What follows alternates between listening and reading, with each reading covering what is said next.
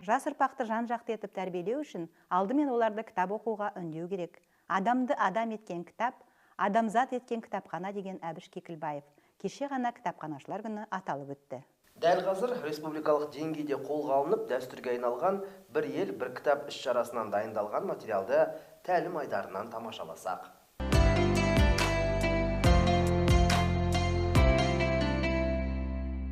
Республикалық бір ел, бір кітап акциясы 2007 жылдан бастап осы еліміздегі ұлттық академиялық кітапханада бастау алған болатын.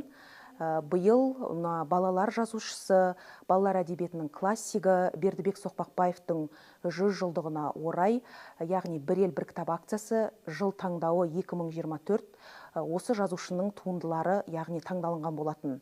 Жалпы бұл бір ел, бір кітап акциясының мақсаты ұлттық әдебиетіміздегі туындыны таңдай отырып, яғни оқырмандардың қызығушылығын осы туындыға, яғни арттыру, яғни оқуды ілгерілету, насихаттау, жалпы оқырманды осы руханият ордасына шақыру. Осы ретте бүгін міне Ұлытау облыстық әмбебап кітапханасында балалар әдебиетінің бәйтерегі атты әдеби танымдық кеш өтуде. Жалпы бұл үлкен ауқымды іс-шараға қаламыздағы нөмір 8-ші қазақ гимназиясы, нөмір 1-ші орта мектептің оқушылары, нөмірі 13-ші мектептің орта оқушылары яғни қатыстырылып отыр. Бердібек Соқпақбаев журналистикамен көп айналысты. Қазақ әдебиеті балдырған газет журналдарының редакциясында жұмыс істеді. Сондай-ақ өзінің туған ауданындағы мектептерде мұғалім болды. Ол үнемі балаларды тәрбиелеудің күрделі мәселелеріне алаңдады. Бердібек Соқпақбаев білікті мұғалім, тәрбиеші. Содан болар бұл жағдай оның шығармаларының тақырыбын алдын ала анықтап берді. Балалық пен жастық шақ оның барлық кітаптарының негізі болды.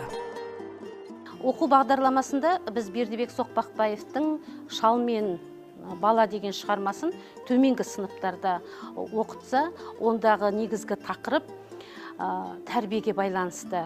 Үлкенді сыйлау, құрметтеу, үлкенге демеу беру тақырыбында болса, жоғарғы сыныпқа көшкен кезде, орта буында 5-ші сыныпта «Менің атым Қожа» шығармасымен таныс боламыз. Ол «Менің атым Қожа» шығармасындағы шығармасы арқылы дарынды балалардың бойындағы қасиеттерді тануға бұл шығарманың тигізер пайдасы өте көп. Істің турасына көшіліп, «Менің атым Қожа», көріп отырсыңдар, бәлендей әйдік ат емес. Шынды айтсам, бұл облыста Қожа емес, Қожа берген екен. Туу куәлігінің өзінде солай деп жазылған. Солай мен өзім белгілі Қожамын. Ауыл аймақтардың барлығы солай айтады. Біз бір класста 2 Қожамыз. Сүттібайдың үлкен баласының аты да Қожа. Оқушылар біз екеумізді шатастырып алмау үшін келбетімізге қарап, мені Қара Қожа, ал оны Сары Қожа деп атайды. Балалар әдебиетінің атасы деп атаймыз. Мектеп бағдарламасында балалардың сүйіп оқитын, қызығып оқитын шығармалары бар. Бұл кісінің ең көрнекті ел аузында жүрген, әлемнің бірнеше тілдеріне аударылған шығармасы ол «Менің атым Қожа». Бұл тақырыпты мектепте өткен кезде оқушыларда ерекше бір тебіреніс болады, шабыттанады. Қожаның өмірінде болған оқиғаларға олар да бірге қайғырып, бірде қуанып, жақсы бір керемет тақырып өтеміз. Бұл кісінің өмір жолы өнеге аларлық.